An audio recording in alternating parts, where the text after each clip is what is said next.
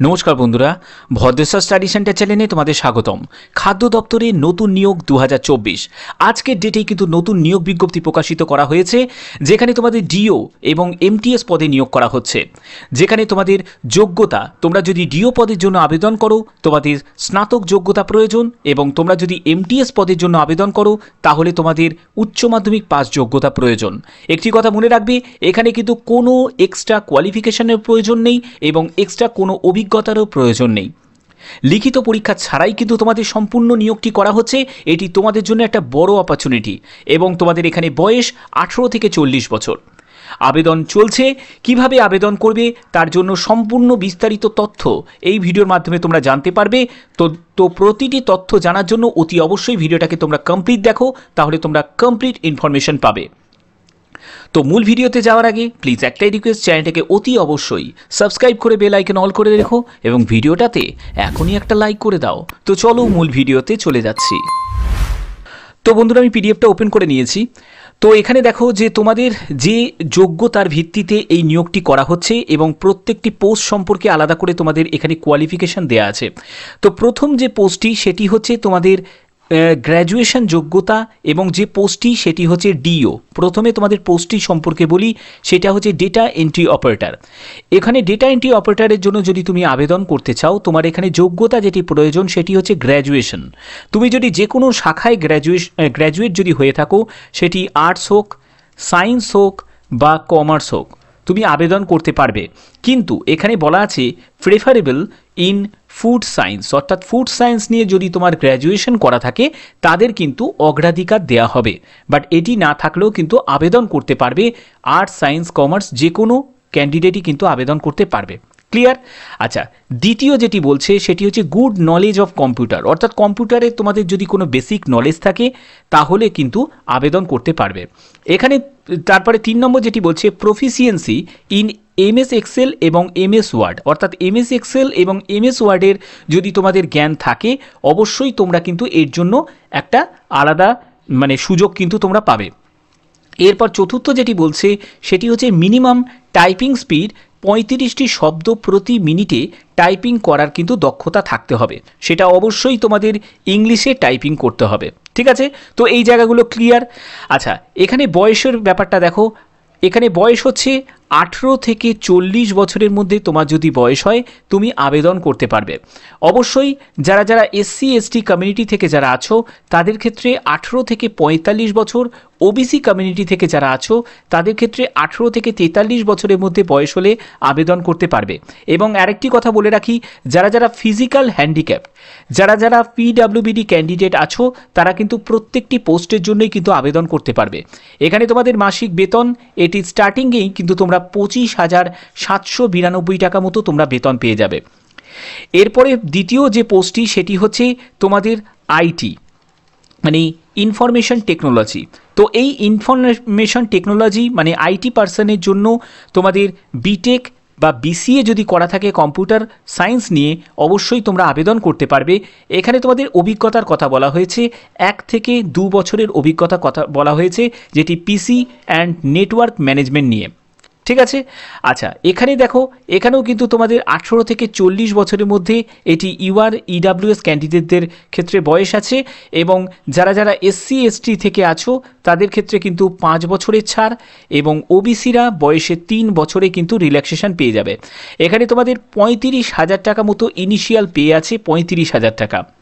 তো পরবর্তী পোস্টটি হচ্ছে এমটিএস।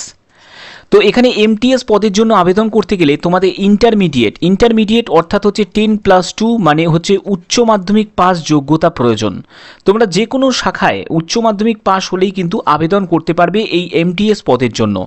এখানে কোনো এক্সট্রা কোয়ালিফিকেশন বা এক্সট্রা কোনো অভিজ্ঞতার কোনো প্রয়োজন নেই, শুধুমাত্র উচ্চ মাধ্যমিক পাস যোগ্যতা প্রয়োজন।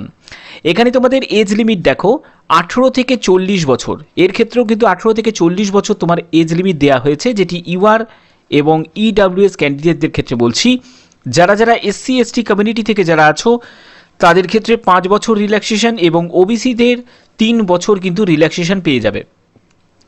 এখানে তোমাদের ইনিশিয়াল পে স্টার্টিংয়েই তোমরা যে বেতনটি পাবে সেটি 21,632 টাকা মতো তোমরা বেতন পেয়ে যাবে। তো এখানে তোমাদের পরবর্তী যেগুলো বলা হচ্ছে যে তোমাদের সিলেকশন, তো এখানে সিলেকশন প্রসেস কিন্তু পরবর্তী সময় কিন্তু তোমাদের জানানো হবে অফিসিয়াল ওয়েবসাইটের মাধ্যমে। এখানে দেখো যে application must be submit online process, অর্থাৎ বুঝতে পারছো এখানে তোমাদের পোস্ট সিলেক্ট করতে হবে, যে কোনো একটি পোস্টে কিন্তু তোমরা আবেদন করতে পারো। নয় তুমি আইটির জন্য আবেদন করতে পারো, না হলে তুমি এমটিএসের জন্য আবেদন করতে পারো, আর না হলে তুমি ডিও মানে ডেটা এন্ট্রি অপারেটরের জন্য আবেদন করতে পারো। ঠিক আছে,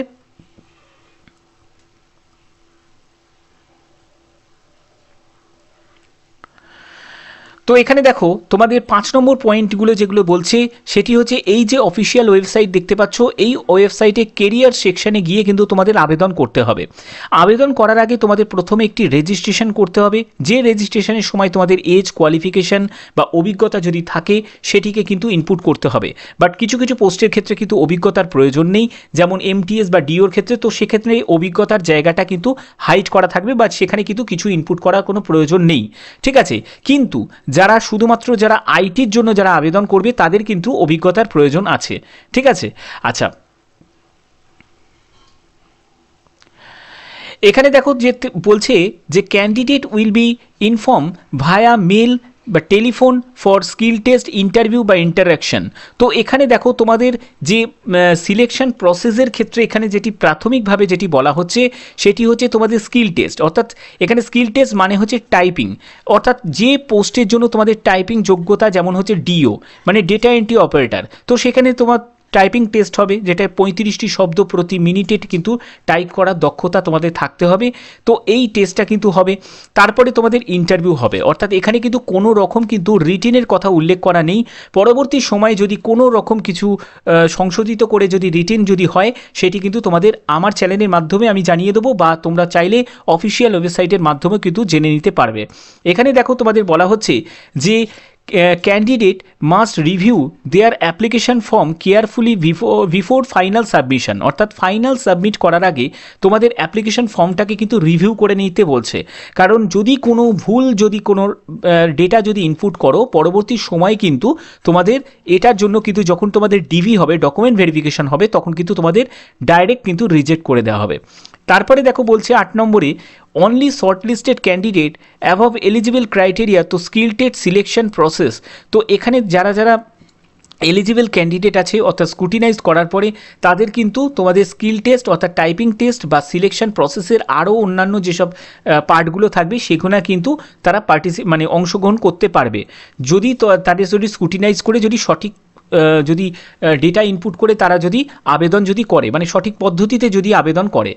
এবং তোমাদের বলছে যে আবেদন করার পরে তার অ্যাপ্লিকেশন ফর্ম কিন্তু তোমরা প্রিন্ট আউট করে রাখবে, পরবর্তী সময় কিন্তু এটা তোমাদের ফিউচার রেফারেন্সে দেখতে পাচ্ছ যে তোমাদের কিন্তু কাজে লাগতে পারে। তো এই জায়গাগুলো কিন্তু বলা হয়েছে। এবং দেখো বলছি যে candidate requested to upload documents, অর্থাৎ তোমাদের কিন্তু ডকুমেন্টস আপলোড করতে হবে। Support of clans regarding education qualification, অর্থাৎ এডুকেশন কোয়ালিফিকেশানের জন্য তোমাদের সার্টিফিকেট, এবং তোমাদের যদি অভিজ্ঞতা থাকে সেই অভিজ্ঞতার কিন্তু সার্টিফিকেট। তো এখানে দেখো বলছে incomplete application shall be summarily rejected হয়ে যাবে। তো সেক্ষেত্রে তোমাদের কিন্তু প্রত্যেকটি তথ্য আমি যেগুলো যেগুলো বলছি সেই প্রত্যেকটি স্টেপ কিন্তু খুবই গুরুত্বপূর্ণ, এগুলো কিন্তু আবেদন করতে গেলে তোমাকে মাথায় রাখতে হবে। তো তোমাদের আবেদনের শেষ তারিখ হচ্ছে যে সাবমিশন অ্যাপ্লিকেশন ফর্ম, সেটি হচ্ছে 25/3/2024, অর্থাৎ বুঝতে পারছো এই মাসেরই 25 তারিখ হচ্ছে তোমাদের আবেদনের শেষ তারিখ। যদি তোমাদের কোয়ারি থাকে তোমরা কিন্তু কল করতে পারো, অথবা তোমরা ওয়েবসাইটের মাধ্যমে কিন্তু জেনে নিতে পারো। তো এখানে দেখো তোমাদের যে ওয়েবসাইটের দেয়া আছে, তো এই ওয়েবসাইটের লিঙ্ক আমি ডেসক্রিপশানে দিয়ে দেবো, যেখানে BECIL-registration.in, এখানে তোমাদের photo, signature, birth certificate, 10th certificate, caste certificate, এগুলো কিন্তু তোমাদের স্ক্যান করে কিন্তু আপলোড করতে হবে, যেগুলো 100 KBর ওপরে কিন্তু হলে চলবে না। এখানে তোমাদের কি কি ডকুমেন্টস লাগবে দেখো, প্রত্যেকটি স্টেপ দেখো 7টা কিন্তু তোমাদের 7 স্টেপ দেওয়া হয়েছে। প্রথম স্টেপে যেটি থাকবে রেজিস্ট্রেশন করতে গেলে সেটি হচ্ছে সিলেক্ট দ্য অ্যাডভার্টাইজমেন্ট নাম্বার। তো এখানে অ্যাডভার্টাইজমেন্ট নাম্বার যেটি আছে সেটি হচ্ছে 440। তো আমি কিভাবে আবেদন করবি সেটিও আমি তোমাদের দেখিয়ে দেবো। এরপরে বলছে এন্টার দ্য বেসিক ডিটেলস দিতে হবে, তারপরে এন্টার এডুকেশন ডিটেলস বা ওয়ার্ক এক্সপিরিয়েন্স যদি থাকে সেটি দেবে, আপলোড স্ক্যান ফটো, সিগনেচার এগুলো লাগবে, কাস্ট সার্টিফিকেট লাগবে, যেগুলো আমি তোমাদের বলে দিলাম। 5 নম্বর হচ্ছে অ্যাপ্লিকেশন প্রিভিউ করতে পারবে, মডিফাই করতে পারবে, এবং তোমাদের পেমেন্ট অনলাইন মোড যেটি হচ্ছে ডেবিট কার্ড, নেট ব্যাঙ্কিং বা ইউপিআই এর মাধ্যমে তোমরা পেমেন্ট করতে পারবে। এরপরে যেটি লাগছে 7 নম্বর, সেটি হচ্ছে mail your scan documents, mail ID mention the last page of the application form, যেখানে তোমাদের মেল আইডি তোমাদের ইনপুট করতে হবে, যেখানে তুমি স্ক্যান ডকুমেন্টস কিন্তু তোমরা স্ক্যান করতে পারবে, ডকুমেন্ট স্ক্যান করে তোমাদের আপলোড করতে হবে। তো এইগুলো কিন্তু প্রয়োজন। এখানে যারা যারা আবেদন করবে তাদের ক্ষেত্রে কিন্তু আবেদন মূল্যটা একবার দেখে নাও। যারা জেনারেল ক্যাটেগরি তাদের ক্ষেত্রে 885 টাকা কিন্তু আবেদন মূল্য লাগবে, এবং এক্সট্রা এভরি অ্যাডিশনাল পোস্টের জন্য তোমাদের 590 টাকা মতো লাগবে। ওবিসি ক্যাটাগরি ক্ষেত্রে 885 টাকা, 590 টাকা এক্সট্রা ফর এভরি অ্যাডিশনাল পোস্টের জন্য যদি অ্যাপ্লাই করতে চাও। তারপরে এসসি এসটিদের ক্ষেত্রে 531 টাকা এবং 354 টাকা এক্সট্রা ফর অ্যাডিশনাল পোস্ট অ্যাপ্লাইডের জন্য। তারপরে এক্স সার্ভিসম্যানের ক্ষেত্রে হচ্ছে 885 টাকা, ওম্যান ক্যান্ডিডেটদের জন্য হচ্ছে 885 টাকা। তারপরে ইডাব্লিউএস ফিজিক্যাল হ্যান্ডিক্যাপদের জন্য হচ্ছে 531 টাকা। এখানে 354 টাকা, 590 টাকা এগুলো কিন্তু অ্যাডিশনাল। যদি তুমি কোনো পোস্ট যদি মানে অ্যাপ্লাই করো তাহলে কিন্তু এক্সট্রা এইসব চার্জগুলো কিন্তু তোমাদের দিতে হবে। তো এখানে দেখো আবেদন মূল্যর যে ব্যাপারটা সেটা কিন্তু অনেকটাই বেশি। তবে যদি আবেদন করতে চাও অবশ্যই কিন্তু তোমরা আবেদন করতে পারো। তো তোমাদের যে নিয়োগটি করা হচ্ছে সেটি কিন্তু তোমাদের food safety standard authority of India, অর্থাৎ বুঝতেই পারছো FSSAI এনআরের তরফ থেকে, অর্থাৎ নর্দার্ন যে রিজিয়ন গাজিয়াবাদ ইউপি, এখানে কিন্তু তোমাদের এই জব পোস্টিংটা হবে এবং এখানেই তোমাদের এই নিয়োগটি করা হচ্ছে। তো এটি কিন্তু সম্পূর্ণ একটি পিওরলি এবং কন্ট্যাকচুয়াল বেসিসে কিন্তু তোমাদের এই নিয়োগটি করা হচ্ছে। এবং তোমরা এখানে ভ্যাকেন্সি দেখতে পাচ্ছ, অ্যাডভার্টাইজমেন্ট নাম্বার 440 হচ্ছে তোমাদের ভ্যাকেন্সি অ্যাডভার্টাইজমেন্ট নাম্বার। তো এই নাম্বারটি কিন্তু তোমাদের আবেদন করতে গেলে কিন্তু ইনপুট করতে হবে, ঠিক আছে। এখানে তোমাদের শূন্য পদ যেটি আছে সেটি হচ্ছে ডেটা এন্ট্রি অপারেটরের জন্য 4টি মতো, আইটির জন্য 1টি এবং এমটিএস পদের জন্য 4টি মতো শূন্য পদ আছে। তো এবার দেখো যে তোমাদের কিভাবে আবেদন করবে। আবেদন করার জন্য এই যে লিঙ্কটা দেখতে পাচ্ছ, আমি এই লিঙ্কে ক্লিক করে আমি তোমাদের কিভাবে আবেদন করবে সেই ব্যাপারটা তোমাদের দেখিয়ে দিচ্ছি। তো এর লিঙ্ক আমি ডেসক্রিপশনে দিয়ে দেবো, তোমরা সেখান থেকেও কিন্তু ডাইরেক্ট ভিজিট করতে পারবে। তো আমি অফিসিয়াল যে ওয়েবসাইটটা ওপেন করে নিয়েছি, এখানে দেখতে পাচ্ছ নিউ রেজিস্ট্রেশনের জায়গা আছে। তো নিউ রেজিস্ট্রেশনে জাস্ট আমি ক্লিক করব। নিউ রেজিস্ট্রেশনে ক্লিক করার পরে অ্যাডভার্টাইজমেন্ট নাম্বারটি এখানে দেওয়া আছে এবং তোমাকে সিলেক্ট করতে হবে অ্যাডভার্টাইজমেন্ট নাম্বার। তো অ্যাডভার্টাইজমেন্ট নাম্বারটি কত? 440।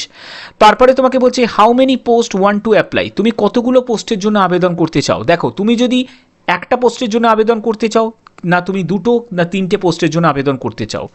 তো আমার এখানে যোগ্যতা গ্র্যাজুয়েশন, অর্থাৎ উচ্চ মাধ্যমিক পাশের যোগ্যতার পোস্টেও আমি আবেদন করতে চাই, আবার গ্র্যাজুয়েশন পোস্টের জন্যও আমি আবেদন করতে চাই।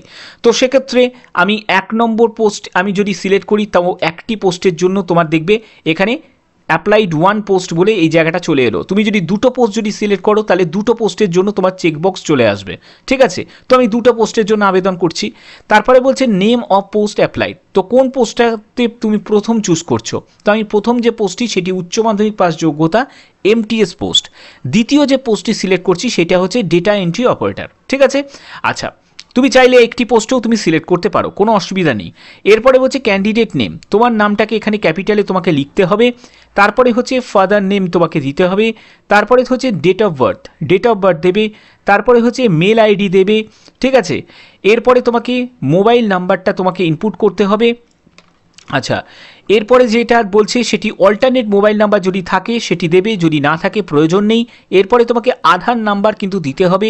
এরপরে হচ্ছে এমপ্লয়ি স্টেট ইন্স্যুরেন্স নাম্বার, এটি তুমি চাইলে দিতেও পারো, অথবা তুমি যদি না চাও তুমি নাও দিতে পারো, কোনো অসুবিধা কিন্তু নেই।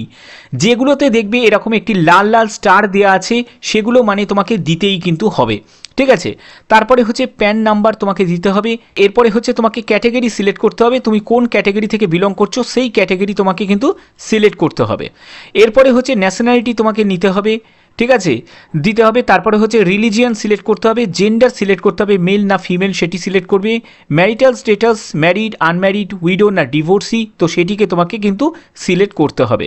তারপরে হচ্ছে তোমাদের কারেন্ট অ্যাড্রেস, যাবতীয় তথ্য দিয়ে এখানে কারেন্ট অ্যাড্রেসটা তুমি বসাবে। তারপরে হচ্ছে পার্মানেন্ট অ্যাড্রেস, কারেন্ট অ্যাড্রেস আর পার্মানেন্ট অ্যাড্রেস যদি সেম হয় চেক বক্সে ক্লিক করে দিয়ে কিন্তু তোমাদের সেভ অ্যান্ড নেক্সট স্টেপে কিন্তু তোমাদের চলে যেতে হবে।